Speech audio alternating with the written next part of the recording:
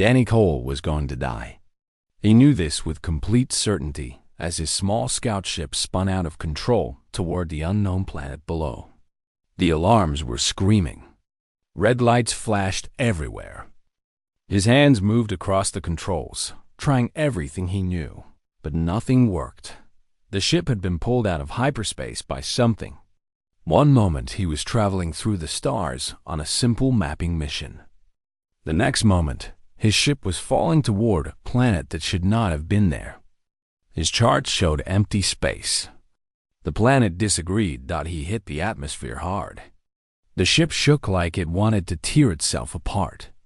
Danny held on tight and prayed to whatever might be listening. Fire wrapped around the ship. The heat was terrible. He could smell burning metal and melting plastic. Then came the ground. The crash was violent and loud and painful. Danny felt his body slam against the safety straps. His head hit something hard. The world went black. When he woke up, the first thing he noticed was the sky. It was not blue like Earth's sky. It was amber and rose, like a sunset that never ended.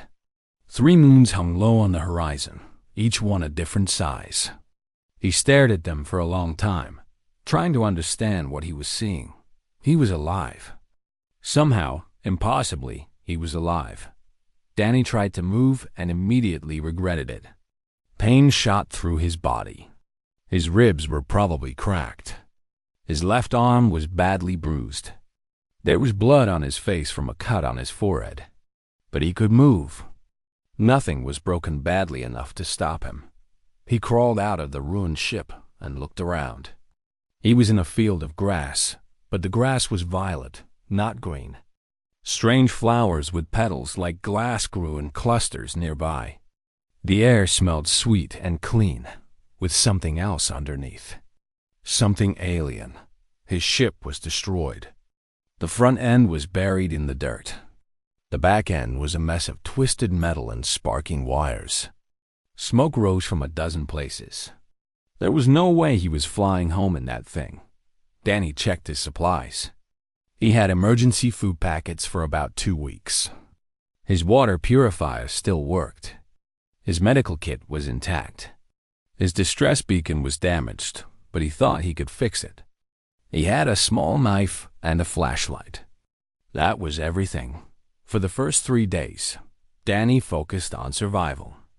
He made a shelter from pieces of his broken ship. He found a stream nearby with water that his equipment said was safe to drink. He ate his food slowly, trying to make it last. And he worked on the distress beacon every moment he could. The planet was beautiful in a strange way.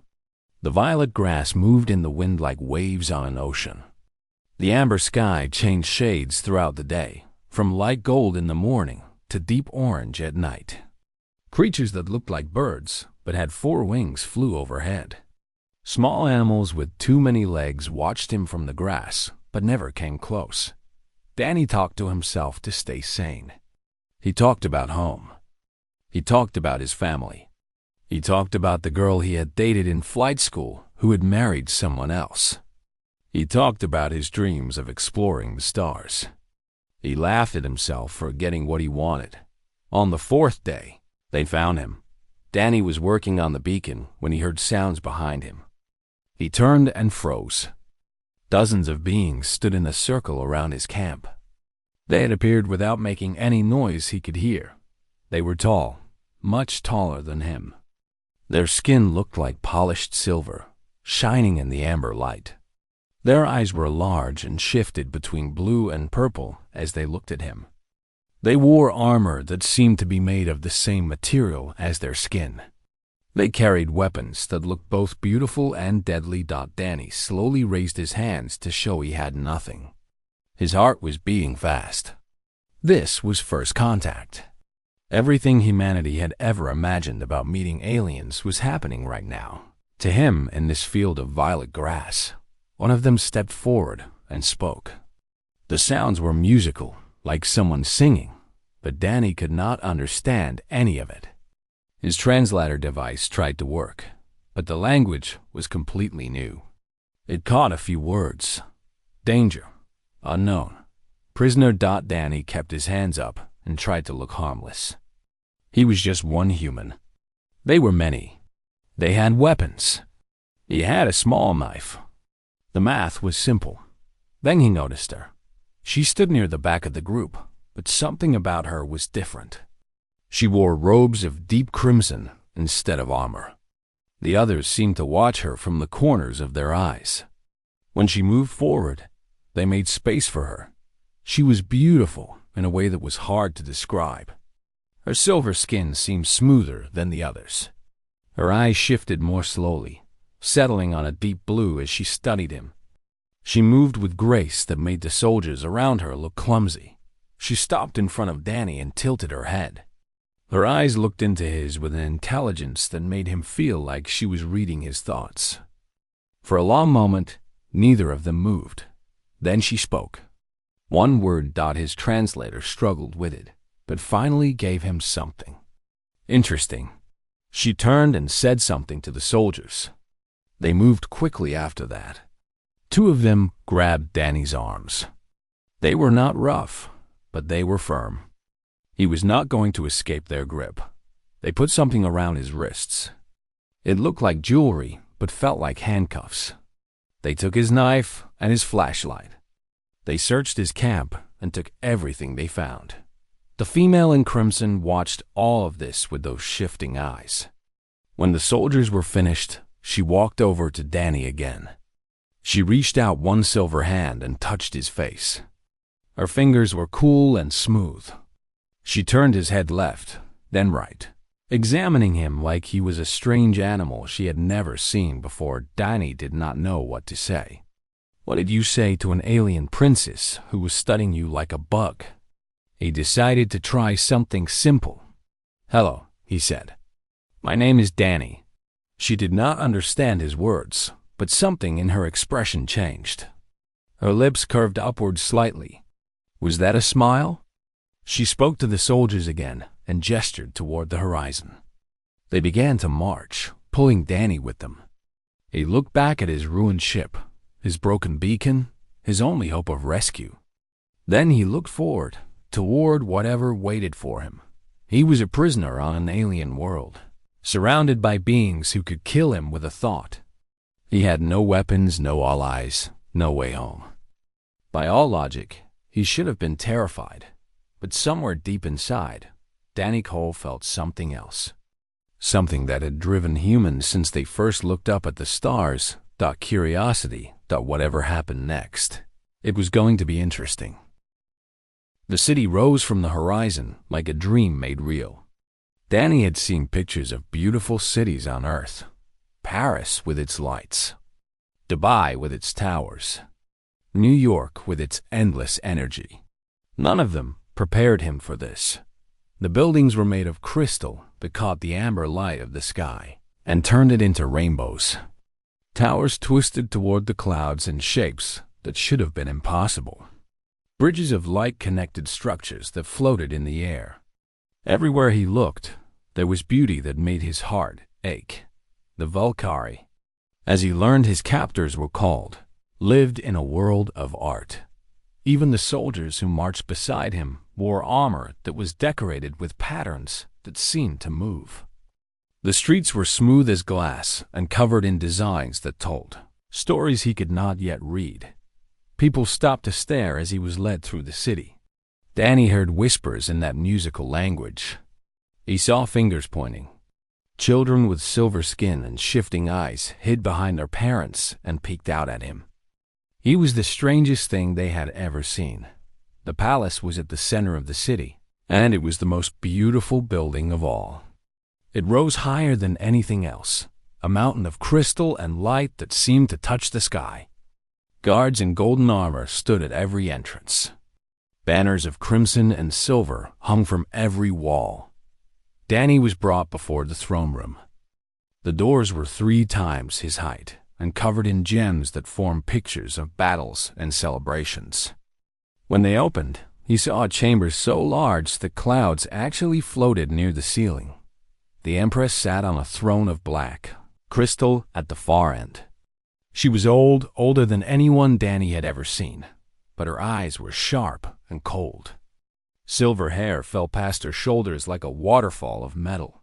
She wore robes of pure white that made her silver skin look even more striking. The princess in crimson stood to one side, watching everything with those curious eyes. Danny was pushed to his knees before the throne. The Empress looked down at him like he was dirt on her floor. She spoke, and his translator worked to keep up. "What is this creature you have brought before me?" A soldier answered, "We found it near the northern fields, Your Majesty. Its vessel fell from the sky. We have never seen its kind before." The Empress leaned forward. "It is ugly, small and soft and covered in strange hair. What threat could such a thing possibly present?" The princess stepped forward. "If I may speak, Mother?" The Empress waved her hand. "Speak, Kirail." Kirail. That was her name. Danny stored it in his memory. "The creature's vessel contained technology we do not recognize," Kirail said. "Its body structure suggests it comes from a world very different from ours. It may have knowledge we lack. To destroy it without study would be wasteful." The Empress considered this. "And what would you do with it?" "I claim the right of scholarly custody. Let me study it. Learn what it knows. If it proves worthless, then it can be destroyed." Murmurs ran through the court. Danny understood enough to know his life was being debated like he was property. The Empress looked at him again, then at her daughter. "Very well. The creature is your responsibility. If it causes harm, you will share its fate." Kirail bowed. "Thank you, Mother." Guards took Danny away. He was brought to a section of the palace that was smaller but still beautiful. They gave him a room with a soft bed, a window that looked down over the city, and a door that locked from the outside. A comfortable prison. The princess came to see him that first night. She brought a device that helped them understand each other better. It learned from their conversations and made the translations clearer over time.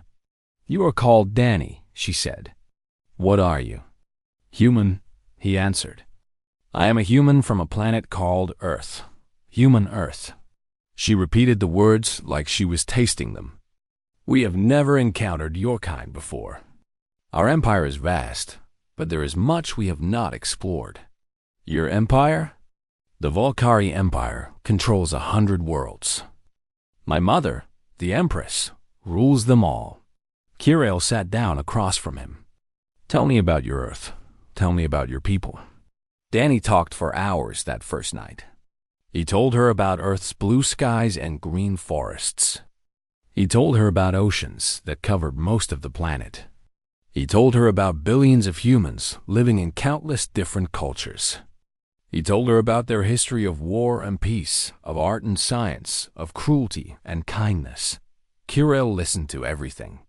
Her eyes shifted through a dozen shades of blue and purple as she processed his words. She asked questions that were smart and deep. She wanted to understand everything. In return, she told him about the Volcari. They were an old race, older than humans by thousands of years. They had once been warriors, conquering world after world. Now, they were rulers and scholars, more interested in art than battle. But the warrior spirit still lived in some of them. "And you?" Danny asked. "What are you, Kirail?" Her eyes darkened to a sad purple. "I am the third daughter of the Empress. I have no value except to marry some noble from another world and strengthen an alliance. My questions about the universe are tolerated, not encouraged. I am expected to be silent and beautiful, nothing more." Danny understood then. She was as much a prisoner as he was. The walls of her cage were made of tradition and expectation, but they were just as real as his locked door. "You're trapped here," he said. "Yes." She looked at him with something like hope. "But you came from outside. You have seen things no Volcari has ever seen. Through you, perhaps I can touch the stars I'm forbidden to visit." They talked every day after that. Danny taught her about human music, and she taught him Volcari poetry. He explained human games, and she showed him how to play ancient Valkyrie strategy games. He described human food, and she brought him dishes from worlds across the empire. Weeks passed. Danny learned to speak her language without the translator. Kirill learned to laugh at human jokes. What had started as captor and prisoner slowly became something else. They were becoming friends, but the palace was full of danger they could not see.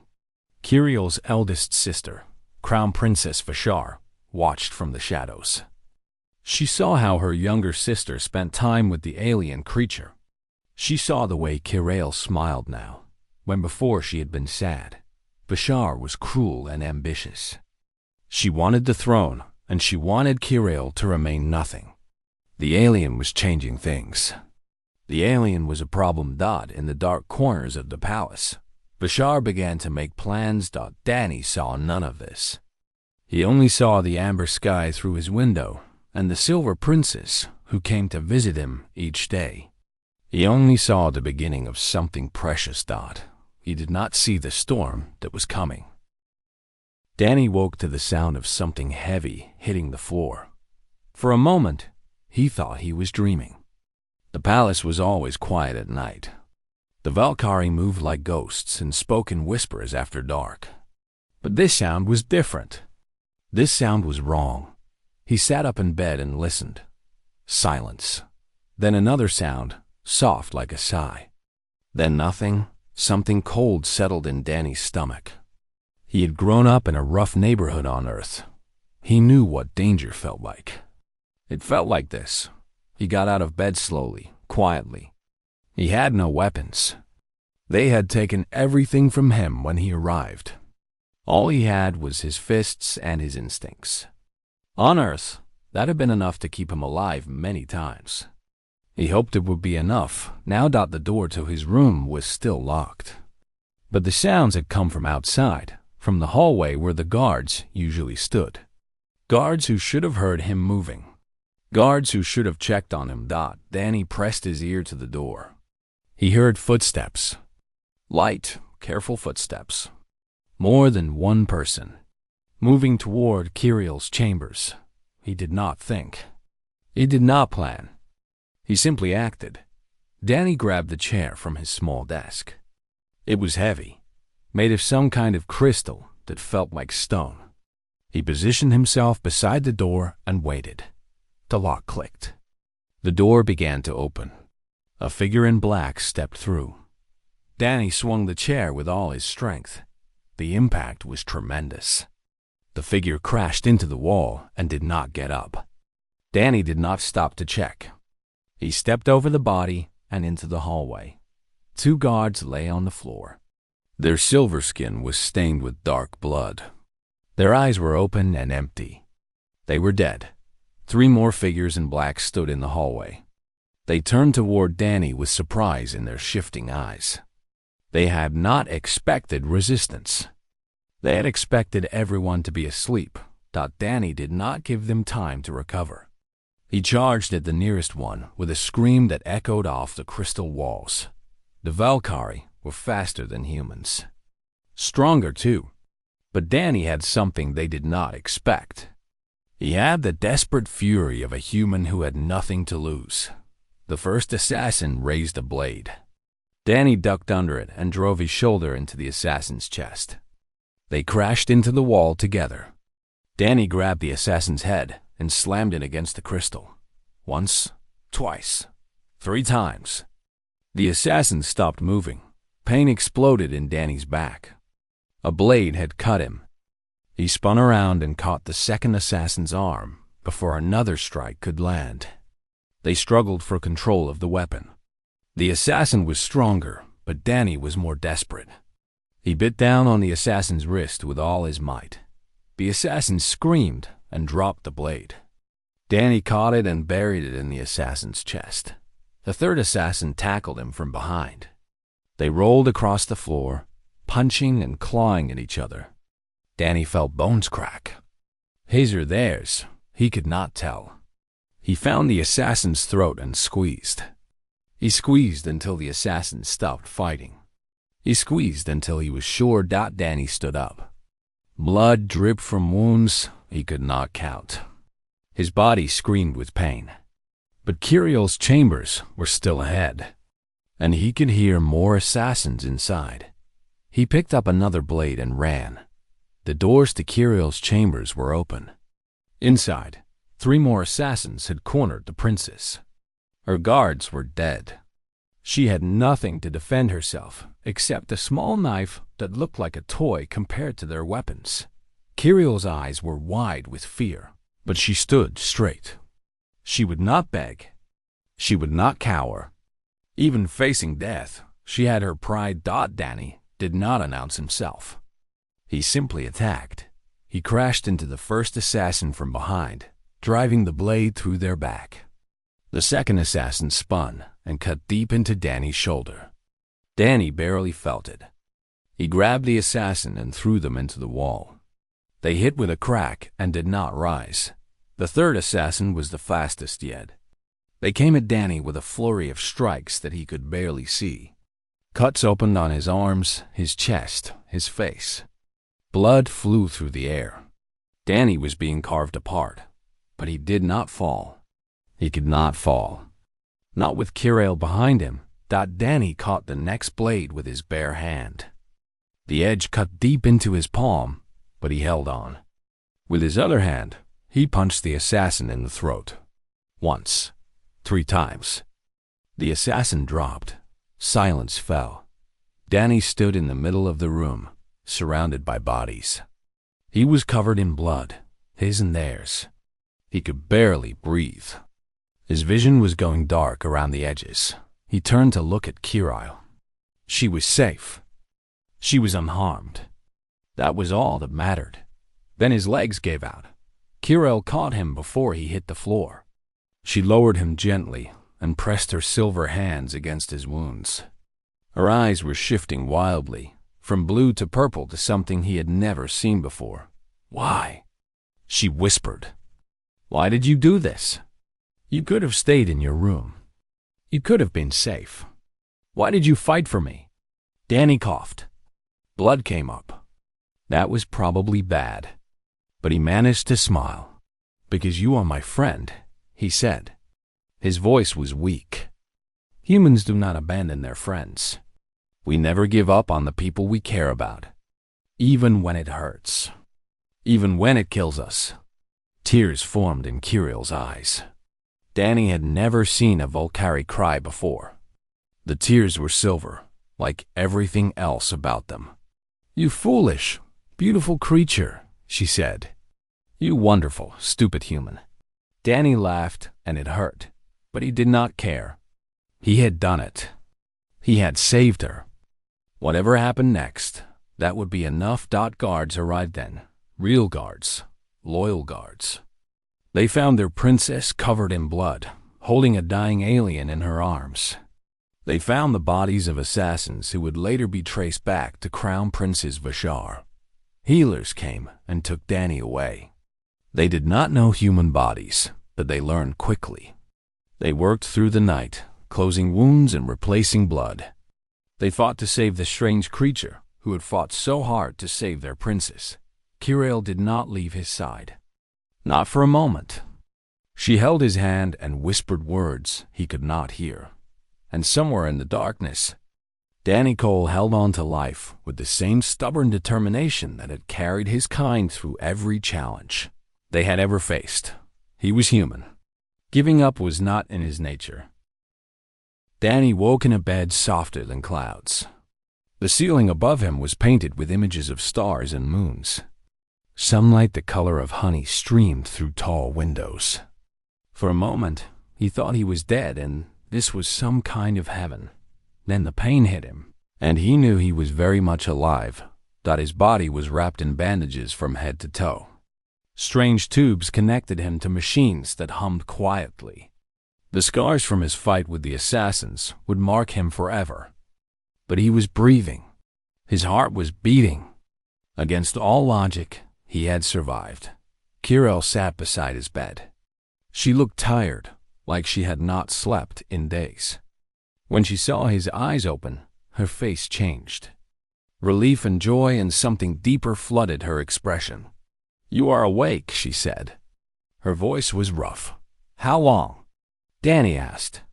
7 days. "The healers did not think you would survive. Your body is so different from ours. But you kept fighting.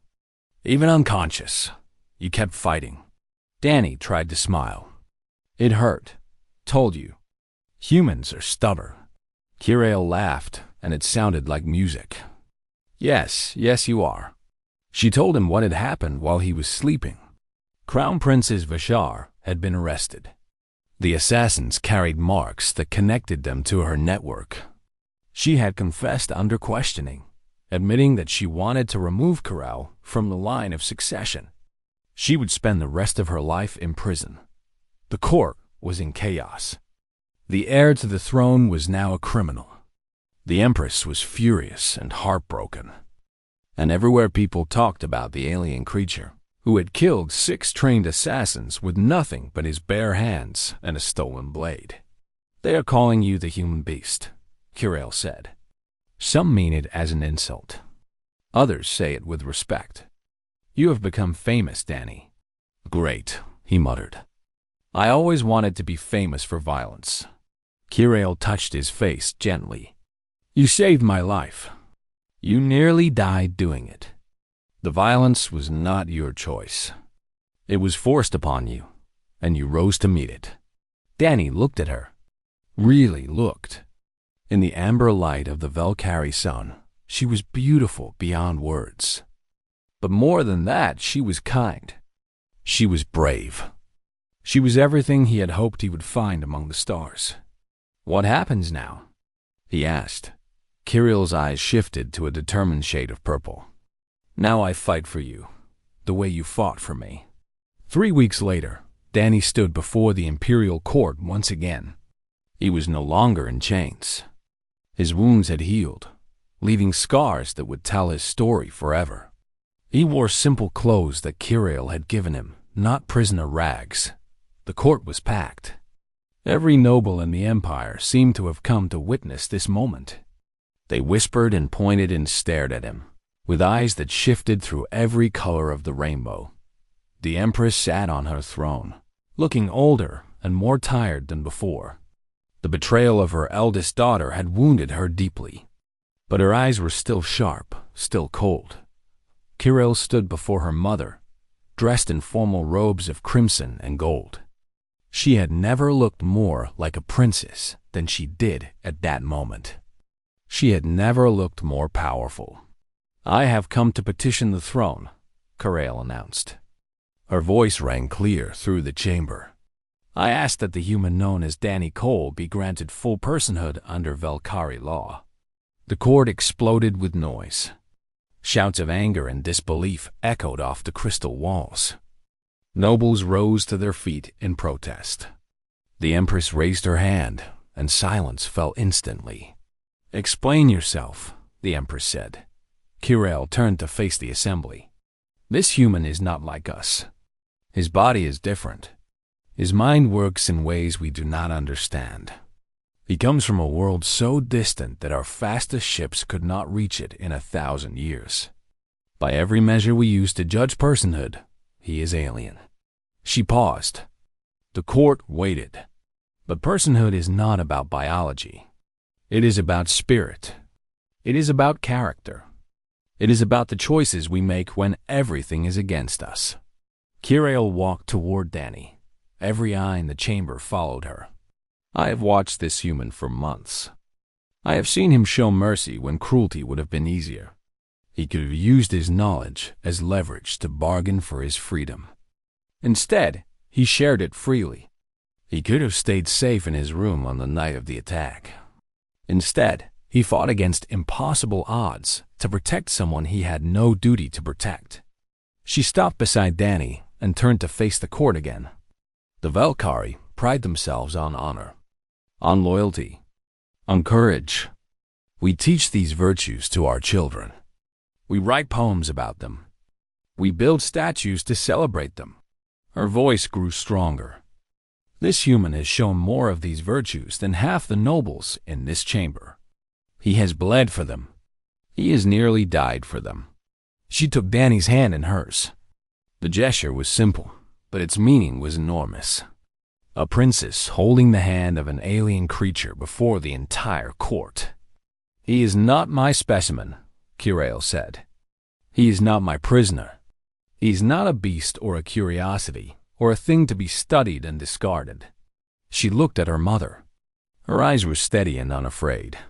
He is my companion, and I will vouch for him with my own life.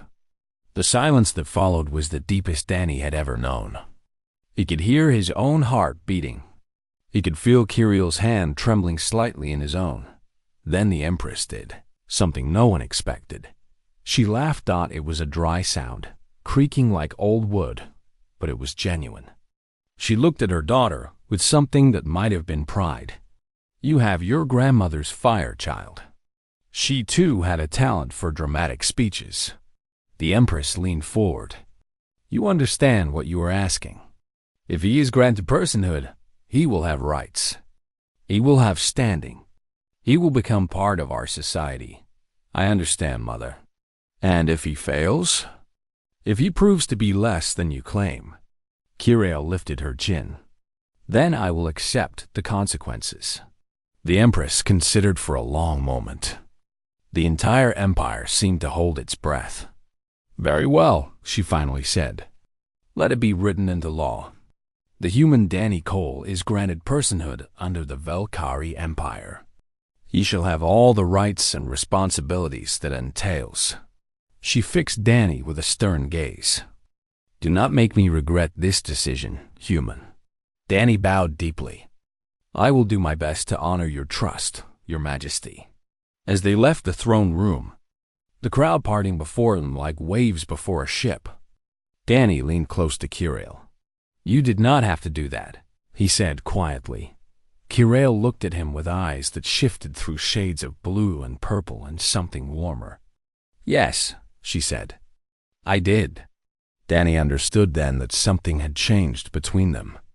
Something had grown during those weeks of shared captivity and whispered conversations and one terrible night of blood and violence. He did not have words for it yet. Perhaps there were no words, but whatever it was, it felt like the beginning of everything. 6 months had passed since Danny Cole crashed on an alien world. 6 months since he became a prisoner, then a friend, then a hero, then something more. 6 months that had changed everything. Danny stood on a balcony of the palace, looking out at the crystal city below. The amber sky was bright with afternoon light. Velkari went about their daily lives, walking streets that Danny could now navigate blindfolded. He had learned their language, their customs, their way of seeing the universe. He had become part of their world, but he had not forgotten Earth. With Kiriel's help, he had rebuilt the distress beacon from his crashed ship. They had connected it to Velkari communication systems, amplifying its signal 1,000 times. Then they had sent a message into the void, aimed at the region of space where Earth was supposed to be. For 3 months, there had been silence. Danny had started to believe that no one would answer. Perhaps the signal was too weak. Perhaps humanity had not expanded far enough to hear it. Perhaps he would never see another human face again. Then the response came. A human diplomatic fleet was on its way. They would arrive today. Danny did not know how to feel. He was excited to see his own people again, to speak his native language, to hear news from the world he had left behind. But he was also afraid. His life here had become precious to him. His friendship with Kirail had become something he could not imagine losing. What would happen when humanity and the Velkari met? Would they become allies or enemies? Would Danny be taken back to Earth, separated from everything he had built here? Kirail joined him on the balcony. She wore her crimson robes, the ones she had worn on the day they met. Her silver skin glowed in the amber light. Are you ready? She asked. No, Danny admitted. I do not know what happens next. I do not know what they will want. I do not know if I will have any say in it. Kirill stood beside him, close enough that their shoulders almost touched. Whatever happens, I will be beside you. You are not alone anymore, Danny. You will never be alone again. He looked at her, the princess who had claimed him as a specimen and then freed him with her own words. The friend who had talked with him through lonely nights. The woman who had held his hand before the entire empire. I know, he said. And he did. The landing platform was on the highest level of the palace. A vast field of crystal that seemed to float in the sky.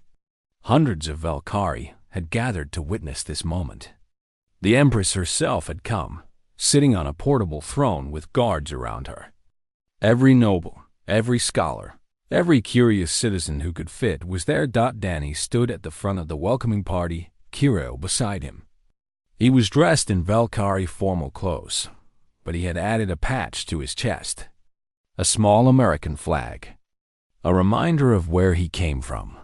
The ship appeared from the clouds like a dream. It was human in design, all sharp angles and practical shapes, so different from the flowing curves of Valkyrie vessels. It descended slowly, carefully, and landed on the platform with a gentle thump. Danny's heart was beating fast. His palms were sweating. This was the moment. The ship's ramp lowered. A woman stepped out first, dressed in a formal suit with medals on her chest. She was followed by security officers and assistants. She stopped at the bottom of the ramp and looked around at the alien world with wide eyes. Then she saw Danny. "Lieutenant Cole," she said. She was clearly struggling to process what she was seeing. A human in alien clothes, standing beside an alien princess, at home on an alien world. "You look different." Danny smiled. "It has been an interesting few months, ma'am." He stepped forward to greet her. Ambassador Linda Hayes was her name, according to the messages they had exchanged. She represented the United Earth Council, the organization that governed human space exploration. "Ambassador Hayes," Danny said. "Welcome to Ethon Prime. Welcome to the Valkyrie Empire." He began the introductions. He presented the Empress, explaining the proper forms of respect. He introduced the key nobles and scholars. He translated back and forth, helping two peoples who had never met begin to understand each other. It was strange. 6 months ago, Danny had been a simple scout pilot on a mapping mission. Now he was the bridge between two civilizations. The only human who understood both worlds. The formal greetings took hours. There were speeches and ceremonies and the exchange of gifts. The Empress gave humanity access to star charts of the region. The ambassador gave the Valkyrie examples of human art and music. Through it all, Kirill stayed close to Danny. She watched him work with pride in her shifting eyes. She helped when he stumbled, filling in gaps in his knowledge of Valkyrie protocol. They moved together like partners in a dance. When the ceremonies were finally over, Danny found himself alone with the ambassador for a moment. She looked at him with curiosity and something like awe. "They tell me you killed 6 assassins to save the princess," she said. "They tell me you were given personhood because of your courage. They tell me you are some kind of hero here." Danny shrugged. "I did what I had to do. Any human would have done the same." "No," the ambassador said. "They would not. Most people would have hidden. Most people would have protected themselves. You chose to fight. You chose to risk everything for someone you barely knew." She paused. "Why?" Danny thought about the question. He thought about that night of blood and pain. He thought about the fear and the desperation and the absolute certainty that he could not let Kirill die. "Because that is what humans do," he finally said. "We protect the people we care about. We fight for the things that matter. We never give up, no matter how bad things get. It is written into our bones." The ambassador nodded slowly. "The Valkyrie are lucky to have met you first, Lieutenant. A different human might have given them a very different impression of our species." "Maybe," Danny said.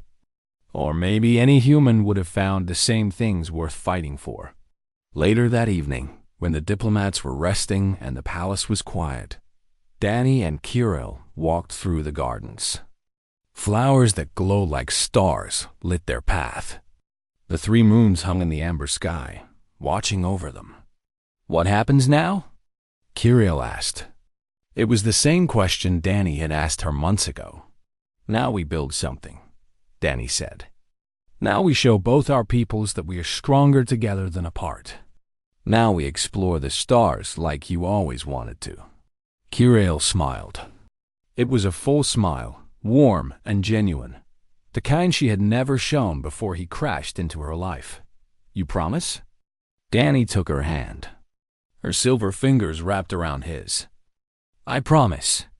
They stood together in the garden, 2 people from different worlds who had found each other against impossible odds. Behind them was a history of danger and pain. Before them was a future of possibility. The universe was vast and full of mysteries. Danny had thought he was exploring it alone when his ship crashed on Ethon Prime. He had been wrong. He had been looking for something without knowing it. He had found it in the last place he expected: a home, a purpose, a partner. Kirill leaned her head against his shoulder. "My friends used to ask me why I was so fascinated by the stars," she said. "They did not understand why I cared about what was out there." "What did you tell them?" She looked up at him with eyes that shone like the moons above. "I told them I was waiting for something. I did not know what. Just something wonderful." Danny smiled. "And did you find it?" Kirill laughed, and the sound filled the garden like music. "Yes," she said. "Yes, I did."